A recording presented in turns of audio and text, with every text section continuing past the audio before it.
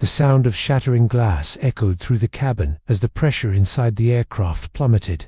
Alarms blared, oxygen masks dropped, and passengers screamed. Flight 343 was descending into chaos, and when it touched down, the horror unfolded further. Flames erupted, engulfing the landing gear, tires, and anything else that could burn. A thick black smoke poured into the cabin, driven by a fire so intense it defied all attempts to contain it. Amidst the pandemonium, one question dominated the thoughts of those on board and those watching from the ground. How could one of the world's most advanced passenger jets succumb to such a terrifying fate? This is the incredible tale of the deadliest passenger jet in the history of civil aviation, a story of ambition, tragedy, and a desperate race against time to understand why the deadliest attack in aviation history happened. Our story starts in the heart of the Cold War, a time when the Soviet Union was desperate to prove it could match the West in every sphere. Aviation was a critical battleground. When Britain and the US unveiled their jet-powered airliners, the Soviets were forced to respond. Thus began the race to build the world's fastest passenger jet. Enter the Tupolev Tu-104, a sleek, silver aircraft that seemed to embody the Soviet Union's ambitions. At first glance, the Tu-104 was a marvel of engineering, a testament to Soviet skill and ingenuity. Its design team, led by the brilliant but controversial Sergei Tupolev, created a plane that was not only fast, but also cutting-edge. The Tu-104 was the first jet airliner in the Soviet Union and one of the earliest in the world. It boasted advanced swept wings, powerful engines, and a spacious cabin that hinted at the future of luxury air travel. Underneath its smooth exterior, however, the Tu-104 harbored secrets that would soon come to light. At its core, the Tu-104 was a military bomber in disguise. Rather than starting from scratch, Tupolev and his team adapted the existing Tu-16 bomber, stripping it of its weaponry and replacing them with seats. While this approach saved time and resources, it also introduced fundamental flaws into the airliner. The result was a passenger jet that inherited the unpredictable handling characteristics of a military aircraft, a fact that would soon become apparent in terrifying ways. Despite its checkered past, the Tu-104 was embraced as a symbol of Soviet progress. On October 15, 1959, it made its first flight, and by June 1960, it was certified for commercial use.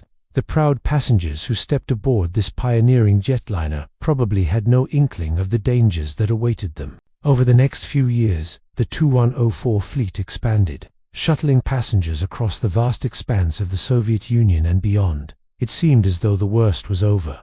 The Tu-104 was in service, and the rush to beat the West had been worth it.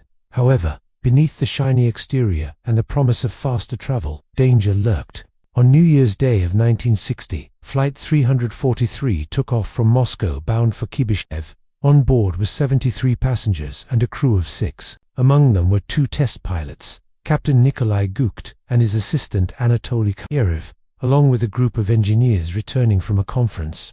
As the plane reached cruising altitude, everything seemed normal. But then a sudden jolt shook the aircraft. Alarms wailed, bathing the cabin in red light. Realizing the severity of the situation, the pilots put out a mayday call as they wrestled with the controls, desperately trying to regain control. But the jetliner was in a death spiral, and there was little they could do to stop it. As the Tu-104 plunged towards the frigid Russian landscape, the sight that greeted the horrified onlookers was straight out of a nightmare.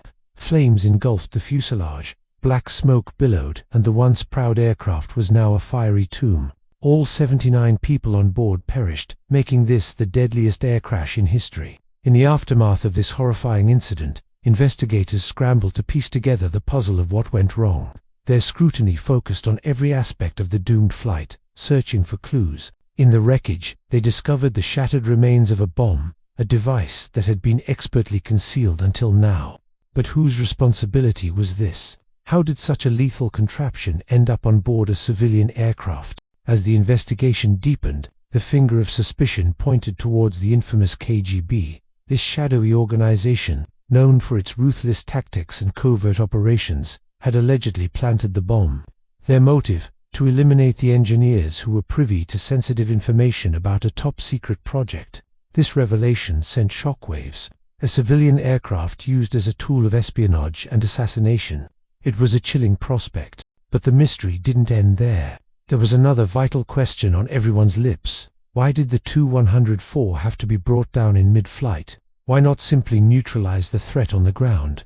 The answer, it seemed, lay in the very design of the Tu-104 itself. This passenger jet was inherently unstable. Its origins as a military bomber, coupled with structural flaws, meant that it required constant monitoring. In simpler terms, this aircraft was a handful, even in perfect conditions. But when a bomb exploded, it became a deadly menace in the sky.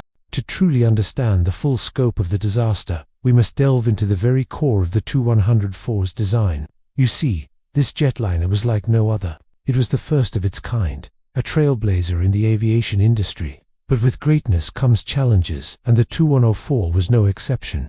At the heart of the issue was the Tu-104's stiff fuselage, a direct inheritance from its military past. This rigidity made the aircraft difficult to maneuver, a stark contrast to the nimble passenger jets of today. And that's just the beginning. You see, modern passenger jets are designed with the utmost attention to detail. Every aspect from the engine placement to the wing design is tailored for stability and safety. But the Tu-104 was different. Its engines, placed high on the fuselage sides, made it susceptible to a phenomenon known as P-factor. Simply put, when the engines are positioned like this, the plane becomes incredibly sensitive to changes in power. Imagine trying to balance a stick on your finger.